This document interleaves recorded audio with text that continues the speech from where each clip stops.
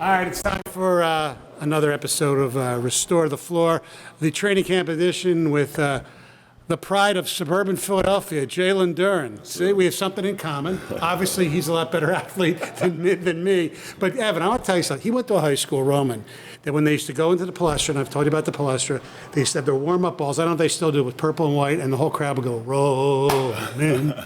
They still do that when you played? They didn't have it when I was there. They didn't have it when you were there? That's just how old I am. But it was cool playing in that building. Yeah, it's a whole lot of pride that comes with playing with the Carolites. So it was a huge honor for me. Yeah. So did you grow up as a Sixer fan? Yeah, for sure.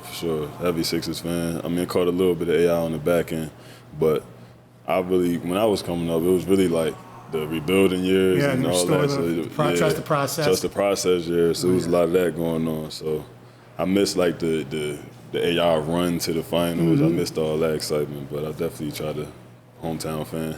All right, well, you had a coach in college that I grew up idolizing, Penny Hardaway. But now I need to know, how much did he flex on you when you were there? He went to Instagram the other day and pulled out these Fragment 1 Jordans that were only a sample that only people like he can get. Yeah. What was it like playing for a guy like that, who is a basketball icon? I mean, from Little Penny to the Penny ones to just what he did with Orlando and Phoenix and yada yada. But how was he as a coach? Was he flexing on you guys like, hey, look at this? Nah, it wouldn't even be a flex, man. I mean, it's that he don't have to flex. That's just who he is. You know what I mean? He definitely got all the clothes, all the shoes. I've probably never seen him in a shoe probably more than twice, maybe even twice. But he, like off that, he's been probably one of the reasons why I'm here, because he gave me opportunity at Memphis to kind of come there and play and put me in a position to be who I am and be great.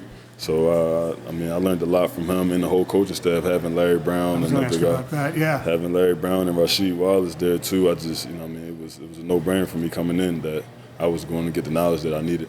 Your first year in the NBA, you opened up a lot of people's eyes. Were you surprised at how much of an impact you were able to make in year one?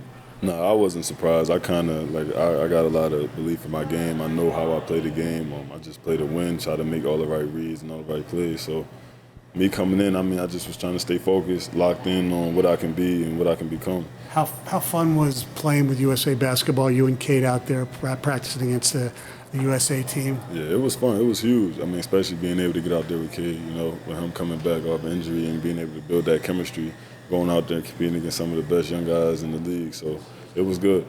Now, when I watch your game, I always had compared you to a young Dwight Howard, where I knew where you were going to be. Your butt was on the block, you were playing defense, you were defending shots. What do you think your game can become? And do you ever speak to players like him that, let alone like just dominate down low? Yeah. I mean, when it comes to my game, I feel like sky's the limit. You know what I mean? I feel like I'm young coming in and starting my career, so I feel like sky's the limit on what I can become.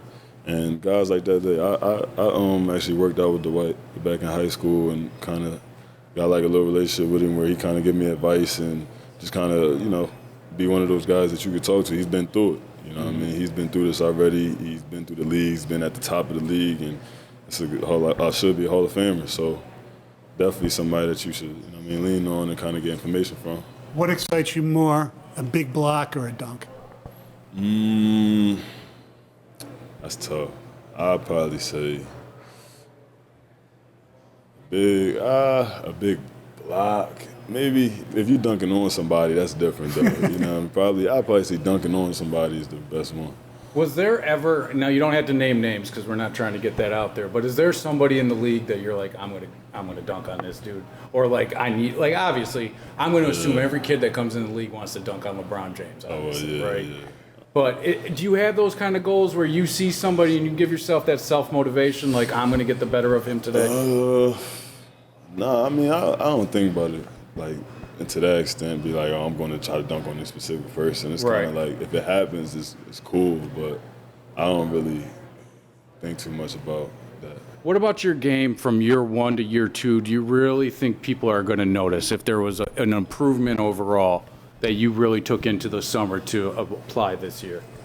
I feel like all around. I feel like this summer I just took a step as an all-around player in general, on both ends of the floor. Just keeping my body right and just learning more about the NBA, learning more about how to be effective in the game. So I feel like people all around, my people are going to be able to say my game all around has gotten better. And they'll be able to respect your outside shot. I know in Summer League a little bit, you took a few from the outside. Yeah, for sure. Is that odd? Like, I'm sure growing up, coaches were always telling you you're not shooting threes. Is that a transition for you that you're comfortable with, starting to shoot the ball like that? Nah, I mean, nobody really told me not to. It was just more of a thing, and it was never like, I was never hunting shots, you know what I mean? But, you know, working on it and trying to, you know, create it to where it's an elite and effective has definitely been, you know, key during the summer, getting it right. You know what I mean? Being able to add that consistently was a big thing. Like you said, trying to show it and show that I've been working on it. But I feel like it's just another aspect that's going to add to my game. I don't think it'd, like, stop me from doing anything else. Like, I'm still going to be who I am and, you know, affect the game in the ways that I do. But I feel like it'll just add to it. What do you think of the new coach so far? What do you think of Monty? I mean, he obviously hasn't coached you in a game or a practice yet. Just talking to him, learning him as a man and as a person has been the biggest thing for me. I look at him, like I think I said before, I look at him like a teacher. You know what I mean? The way he teaches the game and gives knowledge is second to none. So it's been great. And you're not the youngest guy in the league anymore. I'm not, finally. All right, Jalen, thanks a lot. We appreciate it. Appreciate y'all.